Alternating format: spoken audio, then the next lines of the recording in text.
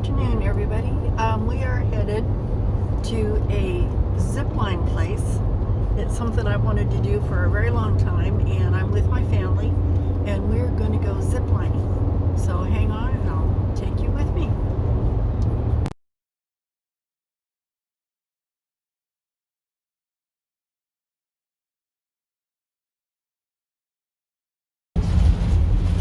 There will be times during the tour where you'll be outdoors, away from our staff and other guests. Wear masks might not be as necessary. Please listen to our staff for further guidance on social distancing and mask usage. We thank you for your cooperation. Welcome to the funny little town of Santa Margarita. We have 1,200 residents that live here in Santa Margarita, and unless you blink your eyes in the last few moments, you have seen the entire downtown. A few highlights of the year. Our small community offers a fantastic 4th of July parade, the yearly garage sale, which you can imagine is the best and worst garage sale you've ever seen. The town of Santa Margarita is entirely surrounded by the Santa Margerita Ranch, which is where we're going to get to the zip lines. This small area of the Central Coast represents many layers of California history, so hang on tight because we're going to get historical. Like many towns in California, the founding of Santa Margarita is a story of building the railroad. Our tracks came in 1889. Now back in 1888, there's no town, no railroad tracks, just a big field and a bunch of cows. And the gentleman who owned the ranch was named Patrick Murphy. Now Patrick Murphy was having a little bit of a problem, because any time he would want to sell his cattle, he'd have to drive them over beautiful San Luis Mountains, which you can see here to your right. By the time they made it into market in San Luis Obispo, those cows lost about 20 pounds from walking over the difficult terrain of the Crest Pass. Now 20 pounds is a pretty good workout, but not a very good way of running a cattle business. So Patrick Murphy contacted the Southern Pacific Railroad and offered them to build their rail lines right through the center of his ranch. It benefited him because he could drive his cattle to a single location, and it benefited the rail lines in offering an easy passage to the Cuesta Pass. Given the difficult terrain the railroad was going to have to go through, they had to blast 8 tunnels for their engines to make it into San Luis Obispo, and they needed a place to stage all of this equipment and to house workers. Murphy offered 320 acres for a town. On April 20th of 1889, there was a grand auction up in San Francisco to sell off parcels for this future town. I don't know if you looked at housing prices recently. It was a little different back in 1889. You could buy yourself a plot of land here in Santa Margarita for a whopping $25 down, $100 in total. And our town has not grown a single inch since 1889. Welcome to the Central Coast. And welcome to the historic Santa Margerita Ranch. We have a little space for you to enjoy today. We have 14,000 acres of space. Now 14,000 acres is about the same size as the island of Manhattan. Well, for those of you taking notes, 163 Disneyland parks. With this vast amount of space, we do tend to run into some wildlife out here. With 11 different plant communities and a variety of wildlife, just about any plant or animal found on the Central Coast can be found in the Santa Margarita Ranch. From the tiniest milkweed beetle to the California black bear, keep your eyes out the window for any critters of interest. If you see anything larger than the ground squirrel, feel free to notify your driver so they can slow down the bus and check it out. We are currently driving through an oak savanna. If you look around, you will see numerous species of oak, including blue oak, black oak, valley oak, and coastal live oak. In this area, it is common to see black-tailed deer, as well as various birds of prey due to the proximity of both bald eagle and golden eagle nesting sites. There are 3 owners of the Santa Margarita Ranch: Rob Rossi, Doug Filipponi, and Carl Winstrom, who are each involved in different operations of this ranch. The first thing we do here on the ranch is what you guys got on the bus for today, which is ziplining. Here at Margarita Adventures, not only do we offer ziplining, but we offer wildlife tours as well. On those, the staff naturalists will guide you through the ranch, where you learn to identify native plants and animals while riding on our vintage Hummers. We also have 2 event centers, one on the north side of the ranch called the Asistencia de Santa Margarita Ranch House, and one on the south end of the ranch called the Oyster Ridge Farm, both of which are popular wedding venues. The second thing we do here on the property is cattle ranching. Now imagine this one. We are California's longest continuously running cattle ranch. There have been cattle here since 1774, very early on in California's history. Now in 1772, Mission San Luis Obispo was established 8 miles to our south. At that time, when Nino Bracero established the mission, our local Chumash, our local natives, mentioned to him that they had these hunting grounds and village over the hills, They were referring to this valley, and they led him over the Cuesta Pass.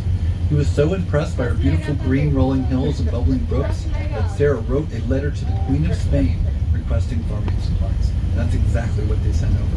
They sent over sheep, goats, grape seeds, starting with the very first vineyards in California, and they also sent over cattle.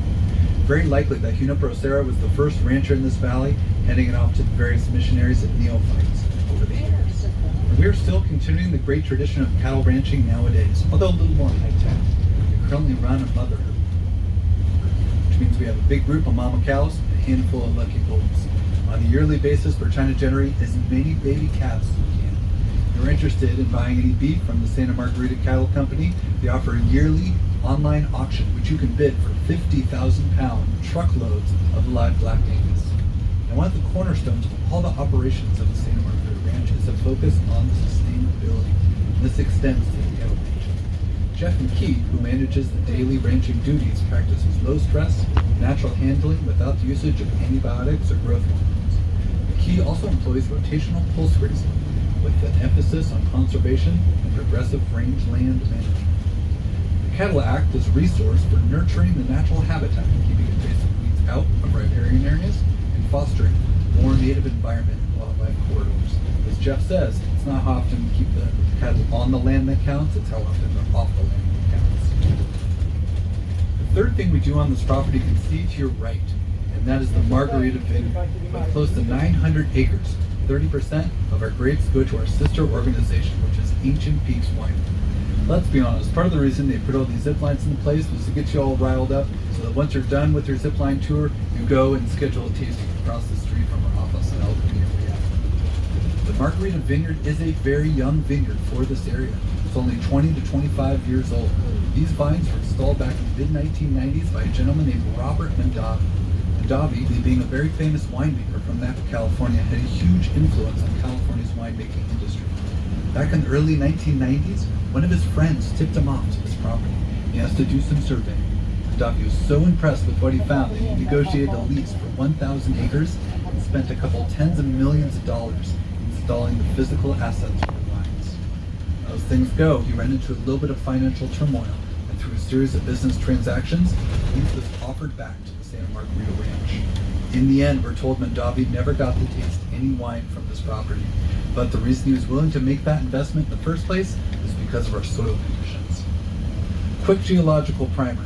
California is comprised of 12 soil types, and we have 5 of them on this property: granitic, volcanic, shale, alluvium, and ancient seabed.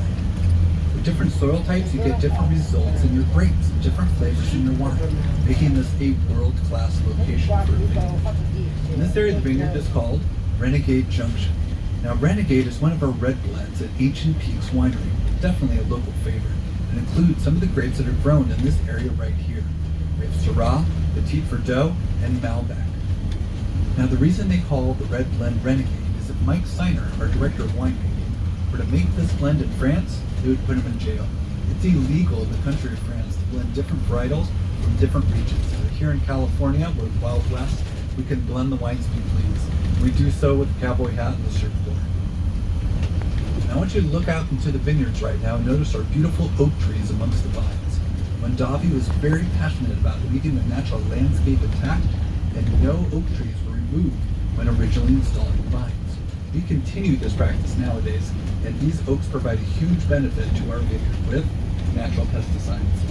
Living inside the hollow trunks, we find bats to control our insect population in the evening and twilight hours. We also find great horned owls and barn owls to pick up those pesky ground squirrels. And also perching on top of these oak trees, we have red-tailed hawks, golden eagles, and bald eagles, of course, to naturally keep our rows free of rodents. The Margarita Vineyard is a SIP certified vineyard. SIP stands for Sustainability in Practice. While having some similar requirements to organic certification, SIP has more checkboxes, but more flexibility within those requirements to adapt to yearly conditions while allowing Ancient Peaks to create a consistent quality of wine year over year. As we leave our vineyard, we are getting a little closer to our zip lines, and we're having a fantastic course for you today. We have 6 zip lines in total and 1.5 miles of cable for your zipping enjoyment. Our longest, highest, and fastest zip line is going to be your first one, and it's going to be a side-by-side zipping experience to called Double Bear. It's 2,800 feet long, 165 feet high, and if any of those numbers are making you excited, that's exactly where we want you. If they're making you a little bit nervous, let's talk a little bit nervous. Now here at Margarita Adventures, we triple California's minimum safety requirement for this activity, and that means we have 2 of everything, even down to the cables. We have 2 cables going across with you, 2 trolleys, which are special city roller skates that go on top, and we attach you into that trolley system with 2 lanyards. These lanyards are the weakest link in the entire system and are only rated for 5,000 pounds. We hope you didn't have a big break. I would like to now warn you about the most dangerous part of our tour. Surprise, it's walking. While we groom our trails, we do have 14,000 acres of rocks, sticks, and various other obstacles. Please keep an eye on your steps. We also may be seeing some high temperatures in spring, summer, and fall months. I highly encourage you to stay hydrated at the orange water coolers located at the beginning and the end of each of the zip lines. Most of our safety issues on course have to do with walking and hydration, so please keep this in mind as you enjoy our zipline course. At this time, we are approaching our equipment staging area. If you have any personal belongings that you no longer feel comfortable ziplining with, it would be a good time to put those things on your seat now. If you have a large hat, a cooler, a giant purse, a bulky jacket, or any other items unsuitable for ziplining, please feel free to leave them on the vehicle. This will be the same vehicle that will bring you back to the office, and only the driver will have access to the zipline. Smaller items such as wallets and phones can be kept on your person while ziplining, but please do so at your own risk. We advise these small items be kept in the zipper pocket. Over the years, phones have dropped from the hands in unsecured pockets during the zipline course. A few have found them intact, but your mileage may vary. Feel free to ask your driver if you have any questions. At the end of the zipline course, we also have a tip bucket. Now you guys pay good money to come on ziplining today. We have a fantastic staff of young people running our course. Instead of checking their Instagrams and Snapchats, I want you to notice that they're focusing entirely on your safety.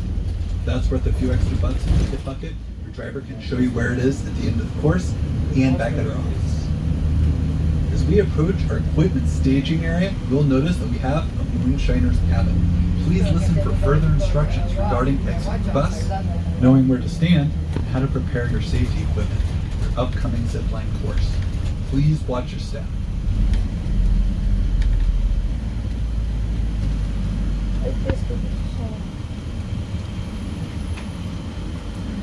At the chime, please turn the tape over and rewind.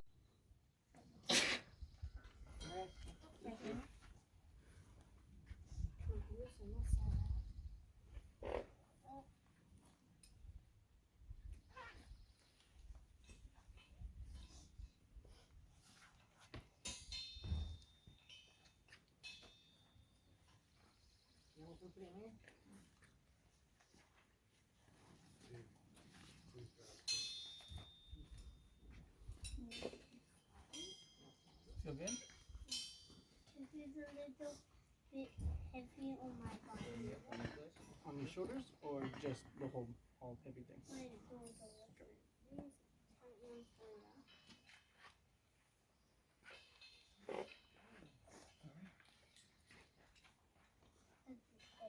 Good. High five. You're gonna go right. I'm gonna get you a helmet. I'll be right back.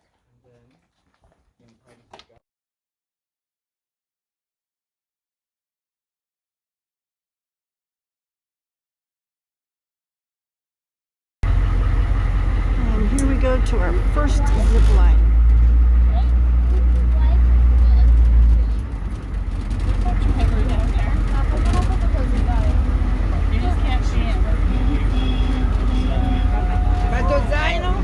In his helmet. Hop up on your tiptoes. And then, let's see. I'm going to bring the step stool around. I'll have you take one step up here so that I can put you in. There you go. And then that's going to be holding you up. So you can just hang out right there. You'll be holding on to the orange just like that. Okay. Just out of the way. No, what's wrong? It just feels weird. It just feels weird. And then you'll be essentially right next to him up here. Okay. That way he doesn't get in between both of these. Okay. You can hold on to either both of those handlebars or just the back one. Okay. Okay, so we're just waiting on them. Get a picture of you guys. Yep, he's just gonna be hanging out right like that. Okay. Okay, so you guys are all set and ready to roll. Are you ready, dude? Ready? You ready? Okay, here we go.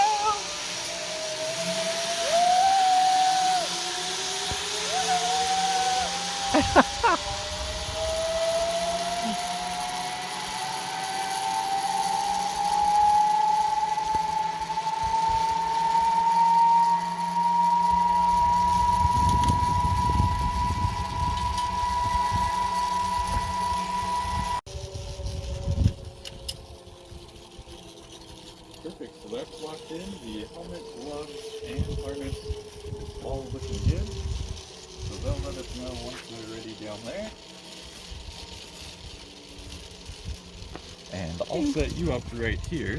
Alrighty. Ouch. That's the real reason for the helmets.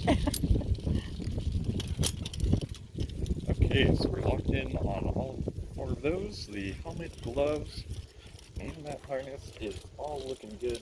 So we're just waiting on those 3 to Okay, be all unclipped. that's all I do, eh? Yep, so you'll just be hanging out there. If you want, you can sit down into it and feel how it'll be holding you up. Oh, okay. That's cool. Yeah, that's cool. Oh, it's actually really comfortable though. Yeah, it's not too bad once you get into it. Okay. No, that's not bad.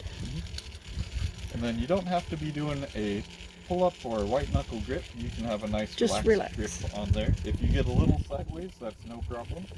We just want to avoid going completely backwards, like how Isaac was flying down. But as long as you've got one hand on there, that'll keep you from... Okay. So is it better to, is it more stable to hold it up here or out here? Does it matter? Towards the center is going to be slightly more stable, but I think it's going to be a pretty minimal difference. So whatever is the most comfortable for you. And it Okay, doesn't I'm matter gonna if take this a goes picture up. of you here. 1, 2, 3. What's that? And it doesn't matter if it goes up? It shouldn't go up too much. Okay. But once there's that's- weight on it, huh? 1, 2, 3. Perfect. Okay, so we're just waiting on them. That little bounce is them being unclipped from the other side. Okay. Lying on double barrel last guess.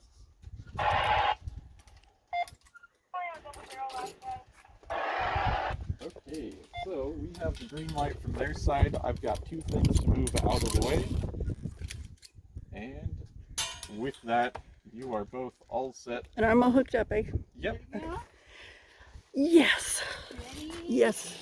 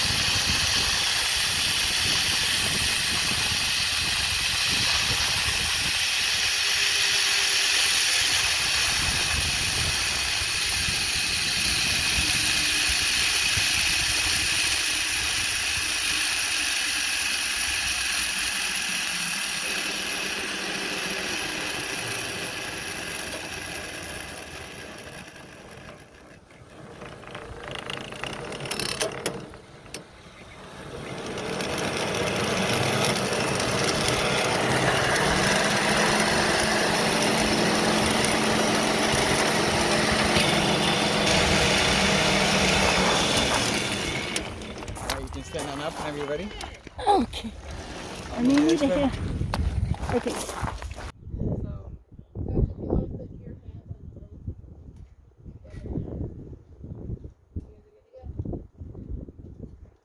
Okay, you ready? Okay, here we go. Ready? No. I can't hang on to both. Can I just hang on to one? You might put your hand. Oh.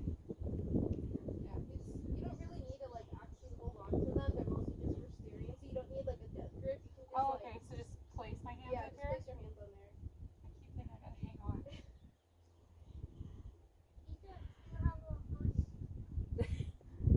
I know, you make it sound so easy. Are you ready? Okay.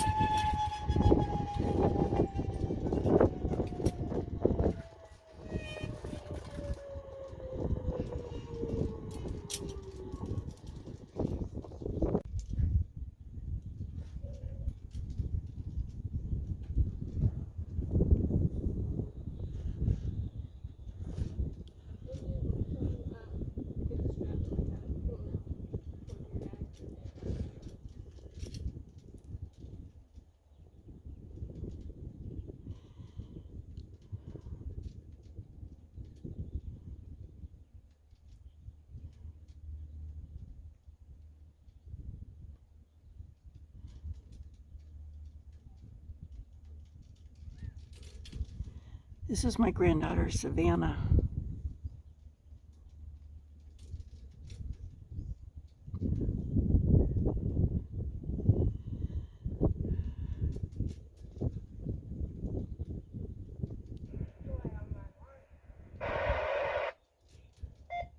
Flying on one left, yes.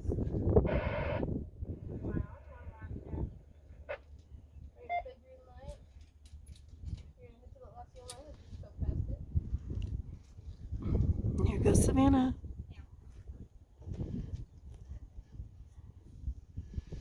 And away she goes.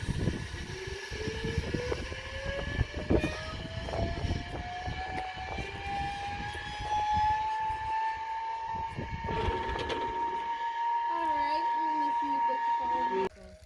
Non è che io ho voluto fare la gaggia La con gabella.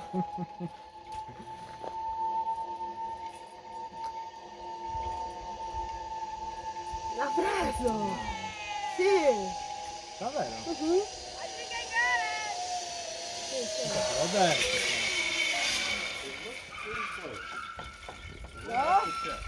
I think you got it! That in! Huh? Me l'ho messo dentro! Sì, sì, ti abbiamo messi!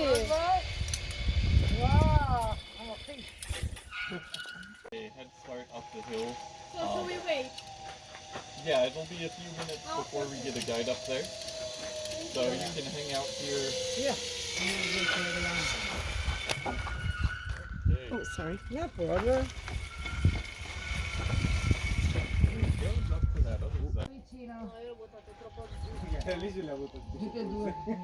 Sì, perché no, le buttate insieme, capito? Io sono vicino. Infatti l'ho visto giù, era molto vicino. Però guarda, si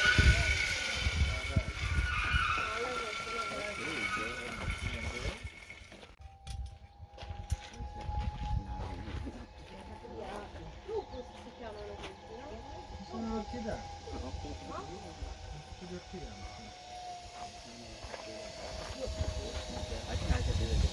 Questa l'ha buttata?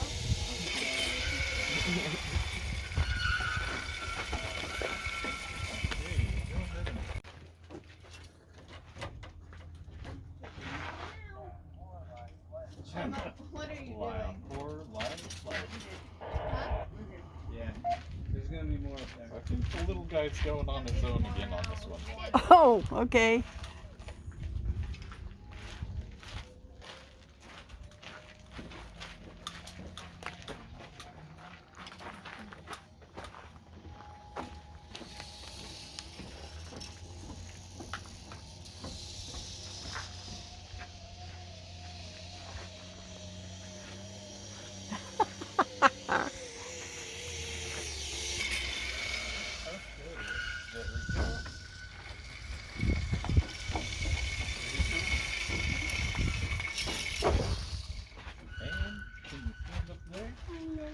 Not quite. That's okay.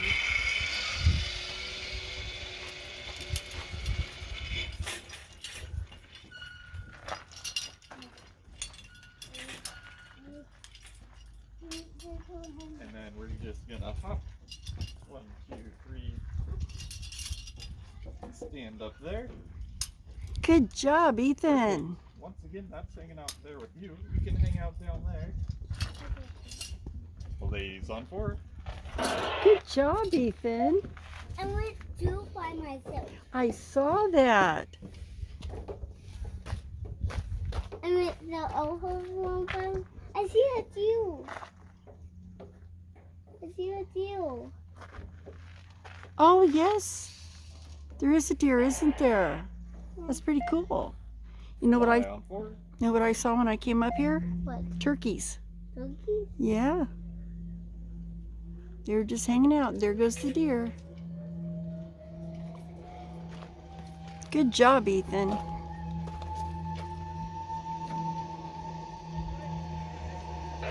Inside the. Is that Sissy?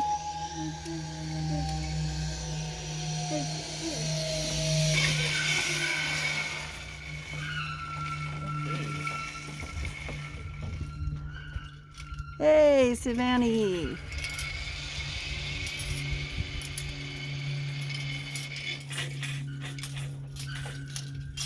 once again, that's hanging out right back with you. You can join them down there. Good job, You Savannah. scared? No. No? He Were you did. crying? No, he did good. He looked like he was Fly on 4 freaking last out time. on the way down there. No, he did really good. On this one, you could throw a beanbag and try to get it in the buckets. Oh. No. No, I just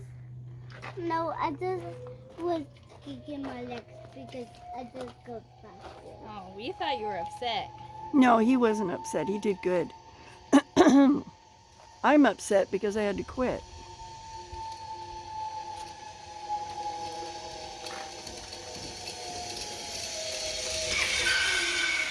Whoa, and there's Mama. There's a few steps up this way. Coming in hot. That was real hot. I was like, is it gonna stop me? I'm about to tumble across the There landing. you go. Thank you. Blaze on 4.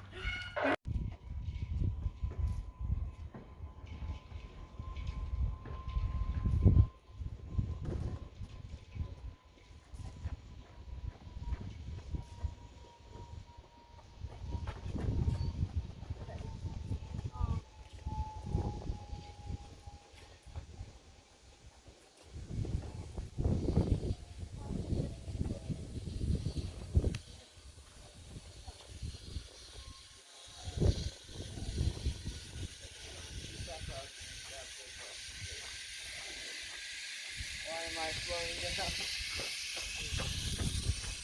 Alright. I'm gonna grab onto these.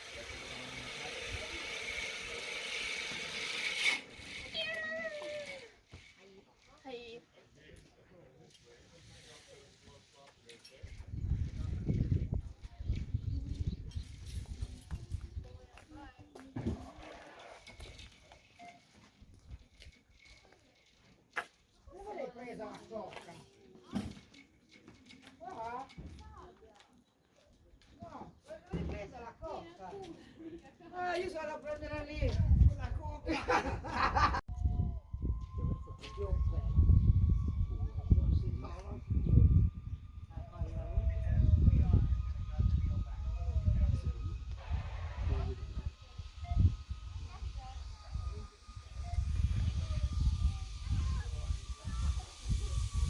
Here comes Sandra and Ethan.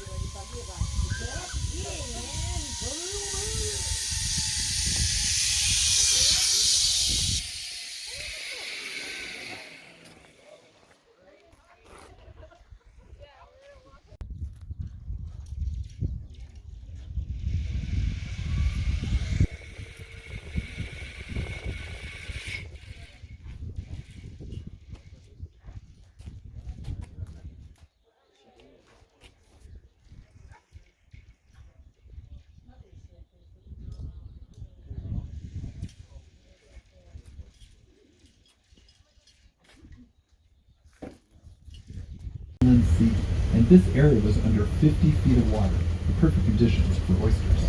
Now we don't have the little tiny ones you might find at your local oyster bar, but rather huge prehistoric Titan-sized oyster shells.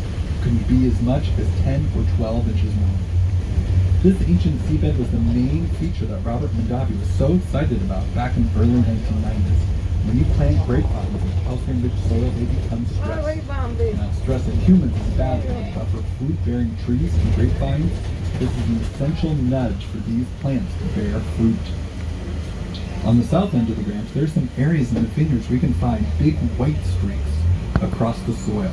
And these areas are some of our highly calcareous soil. It can be as much as 90% pure calcium. And of course, these are the areas of the vineyards that produce the best grapes. Much smaller fruit than what you'd see in regular table grapes, but much higher in sugar content, which make for some fantastic wines. Our flagship wine over Ancient Peaks is appropriately named Oyster Ridge, and I have to report, there's no oyster juice. The Margarita Vineyard is the southernmost tip of the Paso Robles winemaking region and tends to have slightly lower temperatures and later harvests than the rest of the AVA. With the Pacific Ocean a mere 13 miles to our west, we tend to get both cool ocean breezes and the hot North County sun. Regulating these climates on the ranch, you can see our San Lucia Mountains rising from the earth to your left. These ancient peaks act as windows to the cold air to create microclimates throughout the nooks and crannies of the Margarita Vineyard. One might experience as much as a 10-degree difference between our small valleys. In the colder areas, we plant Pinot Noir, typically grown oceanside, and in the warmer areas, suit Cabernet. These microclimates allow us to plant, cultivate, and harvest 17 varietals of grapes. Our second busiest time of year is our harvest season.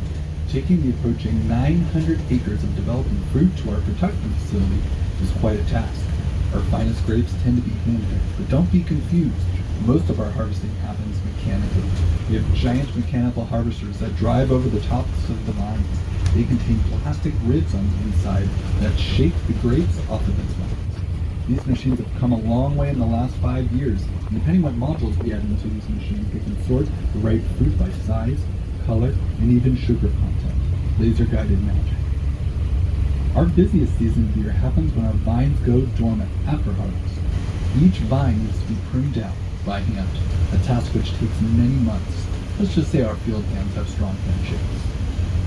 At the beginning of the tour, we mentioned a very mysterious building on the north side of the ranch called the Asistencia de Santa Margerita.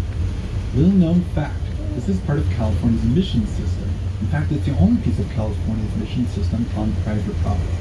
Now, back in the late 1700s and early 1800s, as the Franciscan missionaries walked up and down Alta California, anytime they would cross over the Cuesta Pass, they were a little tired on the other side, hence the Asistencia. There were 4 rooms for the missionaries to spend the night. In addition, there were some meeting areas, a place for grain storage, as well as a chapel. This is starting to sound more and more like a mission you are not far off, because aside from a full-time padre, the Asistencia likely offered many of the same functions as an official mission. Junipero Serra even had plans for Alta California's 22nd mission, Mission Santa Margarita de Cortona. but could never get the funding for the full-time Padre. You know, co-workers that. We like to think that Juniper Serra had a special place in his heart for our valley here, as his mother was named Margarita. And even though the Asistencia de Santa Margarita is named after an Italian saint, it's fairly likely named in her namesake. The Asistencia still stands on the north side of the ranch due to its very unique construction pattern. It has walls made out of stone, which is a very rare thing for that era of Alta California, and is very likely the oldest stone and mortar building in California. The construction pattern is much more similar to the missions of Baja California, using oyster shells as the bonding agent for the mortar. The stone structure provided protection from fire, a daunting necessity as local natives could have deep qualms with Spanish oversight. Construction is also likely due to French pirates who were terrorizing the missions throughout the 1800s. The Padres at Mission San Luis Obispo wanted to protect their food supply. Instead of building the fireproof structure right next to the mission, they built it over the hills in Santa Margarita farmland, because pirates don't like to walk. Unfortunately, the Asistencia is outside the scope of this tour due to the vast size of the ranch. However, if you would like to see the Asistencia, it is visible to the east of Highway 101, just north of the Santa Margarita exit. The stone structure is covered by a large barn. Built in the early 1900s, to use the crumbling structure as a hay barn, and secondarily to preserve its history. When purchasing this property a number of years ago, one of our owners, Rob Rossi, having studied architecture at Cal Poly, recognized its historical significance and arranged to buttress the way to the barn off the stone masonry. He also arranged to bring the structure up to ADA standards so the building could be rented out for events, something that we still do nowadays. Not far from the main event center is the original ranch house, part adobe, part updated to Victorian standards. Crossing what would have been the original El Camino Real, an original Wells Fargo road, a former stop for the short-lived Point Express. Now, surrounding the entire event center is a 2-mile loop of narrow gauge railroad tracks. Off the rails ride a 5/8 gauge steam engine and a number of passenger cars, many of which were purchased from Disneyland from the original Disneyland train. The rail also passes by a private 5,000-foot airstrip. One of my favorite locations is a rocky outcrop a few steps away from the ranch house. It is bedrock with carved mortars, human-created depressions in which California natives ground and processed their food. The Santa Margarita Valley is the northernmost hunting grounds for Chumash tribe and the southernmost area for the Savannah natives. This rocky outcropping is covered with more than 200 mourners, evidence of a very busy location to the left. Keep your eyes on the Santa Margarita Ranch website and Facebook page for opportunities to visit any of these locations. Now, the Asistencia was a very busy location up until 1833, when the church went through a process of secularization. At that time, many of the former church lands were given away to retired military, this valley being no exception to that process. In 1841, the Santa Margarita Valley was claimed as a Mexican land grant by Joaquin Estrada, who happened to have retired from the Mexican military at the ripe old age of 27. Granted approximately 17,000 acres, Estrada was a bit of a playboy and proceeded to throw huge raging parties. His parents, who lived up in Monterey, were a little embarrassed. Often, Estrada's parties would last weeks at a time. One of the largest ones happened to be during calving season each year. The Day of the Dawns was quite an event, and sometimes even included a traveling circus. No wonder that party had to be a few weeks long, because Estrada had a rumored 200,000 head of cattle throughout the place. That was a lot of baby calves that first vaquero buddies to bring. And local legend has it that he was also a gambling man, and very likely put the deed to his ranch down on a hand of cards. So you have to figure between all those cattle and the gambling, he really knew how to raise the stakes. Now, Estrada had a booming cattle business, often leading his cattle out to the Sierra Nevadas to sell to the early gold miners. He also had a substantial worry about the Catholic Church returning to their former mission, and he likely tried to burn it down with no avail. In December of 1846, a meeting was held at the Santa Margarita Rancho between Pio Pico, the last Mexican governor of California, and General Jose Castro to discuss what could be done after the American flag was raised in Monterey, declaring Californian independence from Mexico. Later that year, Captain George C. Fremont marched his ragtag crew to Santa Margarita Rancho and detained Joaquin Estrada, believing his allegiance was with Mexico. We're not sure what Joaquin Estrada said to Captain Fremont, but he talked his way out of captivity and ended up keeping his ranch going to this whole state of California. Living on the frontier definitely had its ups and downs, and Joaquin Estrada was doing pretty well up until 1865, when one of the worst droughts in California history hit the Central Coast. The recorded temperature in Santa Barbara, unverified,